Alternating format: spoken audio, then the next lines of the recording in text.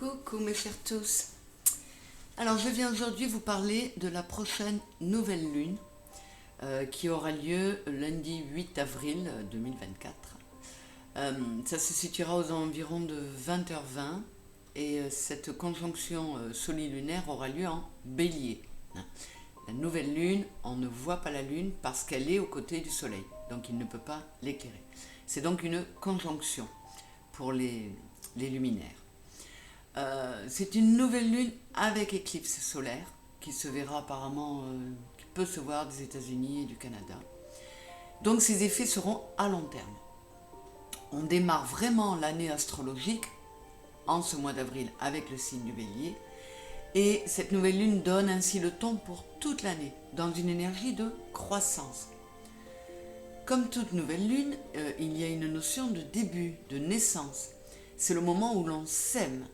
Mais ici, c'est pour les mois à venir que l'on va semer, par la puissance et la force apportées par cette éclipse.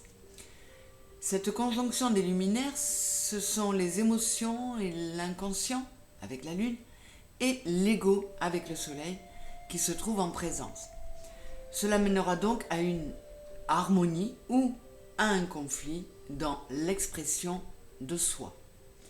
Bien sûr, tout dépend du thème de chacun. Quand vous connaissez votre thème, c'est intéressant d'aller voir où se trouvait, dans quelle maison se trouve le bélier au moment de votre naissance, et puis où se trouvent tous les astres mis en cause ici dans votre thème astral. Je ne parlerai ici que des aspects proposés par la conjonction des luminaires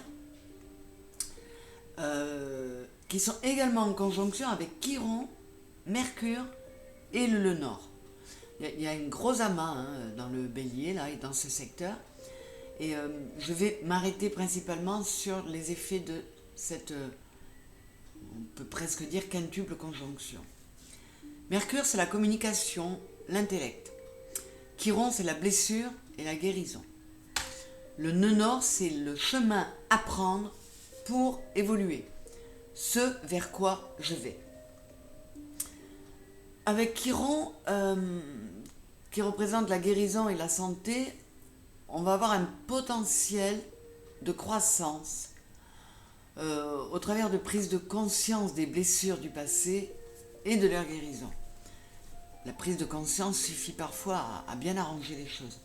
En Bélier, il y a un plus grand besoin d'analyser, de réfléchir à son comportement et à ses réactions afin d'en tirer les conclusions qui s'imposent. Chiron peut aider à assainir, à rendre plus saine des émotions ou une situation, saine dans le sens santé presque. Donc ça peut être très profitable. Autre point, le nœud nord. Le nœud nord est conjoint à la lune et au soleil et Chiron. Le nœud nord, c'est le chemin à prendre pour évoluer, je vous le disais. Ce sont les leçons à apprendre et les défis à relever au niveau de l'affirmation de soi, puisqu'ici, en Bélier. Mais le nœud nord, c'est vraiment ce qui est devant nous, ce qui nous permettra d'évoluer. C'est aller vers la réalisation de nos désirs, de nos besoins, de notre soi, avec audace, tel que le Bélier sait le faire, en passant à l'action. Mais, attention, il ne faudra pas passer à l'action dans les faits. Étant donné la conjoncture astrale, il faudra que ce soit dans un premier temps seulement dans la réflexion et les pensées pour mettre en place des stratégies.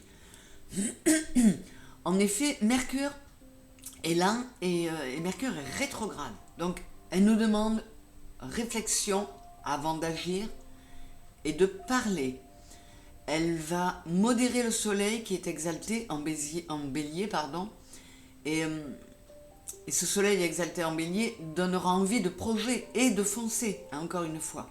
Mais Mercure va, heureusement, calmer le jeu, parce que là, il y a une période où il ne faut pas se lancer dans trop d'actions, pas signer de choses importantes, il faut encore attendre un peu. Mais il faut mettre en place les stratégies.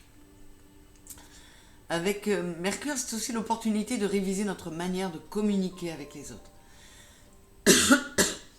Ça peut encore une fois amener à une introspection profonde sur la façon dont on interagit avec ce qui nous entoure. L'occasion de lâcher prise sur de l'inquiétude qu'il pourrait y avoir, de l'image qu'on renvoie aux autres. Tout ça par rapport à nos conditionnements, à tout ce qui nous a, tout ce dont on est engrammé.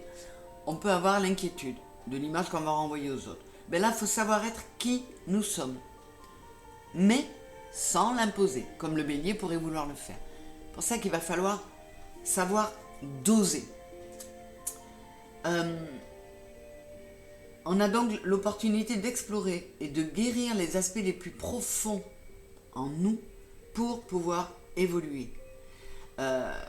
Chiron, c'est la possibilité de mise en lumière, de conscientisation de quelque chose de caché, et qui peut l'être depuis longtemps, qui nous bloquait mais on n'arrivait pas à l'identifier, et dans lequel ou face auquel on se sentait impuissant.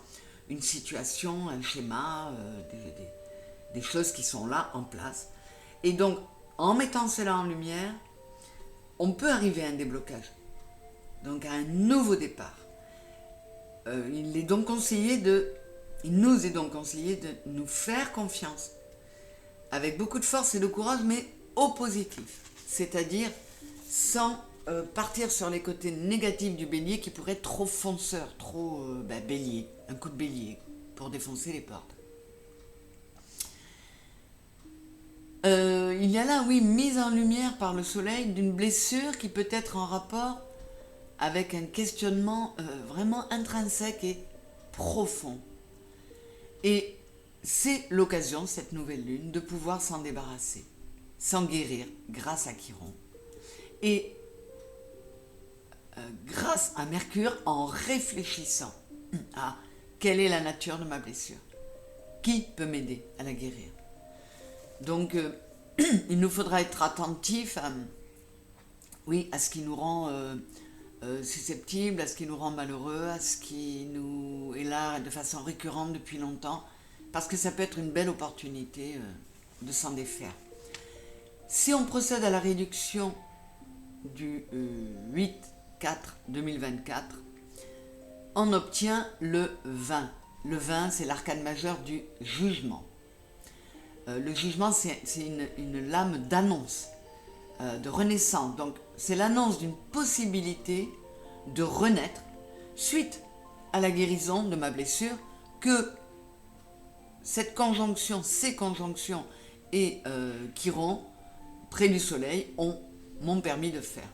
C'est une régénération, une renaissance, un nouveau départ prometteur de réussite, de succès et de stabilité retrouvée. Donc cette nouvelle lune très puissante, impactante sur plusieurs mois, voire toute l'année astrologique à venir. Donc il ne faut pas se tromper, et pour éviter de se tromper, il faut éviter d'agir dans cette période-là. On peut mettre en place les stratégies, penser à la manière d'agir, mais attendre quelques semaines pour être sûr de ne pas être contrarié par Mercure rétrograde, en prenant, faut se donner jusqu'au 20 avril pour mettre en place des actions importantes, je vous disais, du genre signature de contrat, de bail, de maison, de ce que vous voulez. Voilà mes très chers, j'espère que ça aura pu vous aider. Je vous mets en ligne également des tirages par mode, mutables, cardinaux et fixes, parce que je n'ai pas le temps de faire les 12, c'est beaucoup trop long, et ça me demande une énergie, en plus du temps, ça me demande une énergie que je n'ai pas en ce moment, je vous l'avoue. Donc je vous mettrai des tirages par mode, ce qui va déjà donner pas mal d'indications. Voilà, j'espère que cette synthèse vous aidera. Je vous fais des gros bisous, je vous remercie de l'avoir écouté et d'être là, fidèle au poste. Et encore mieux si vous likez en passant. Bisous, bisous à tous. Merci encore d'être là. Merci. Au revoir.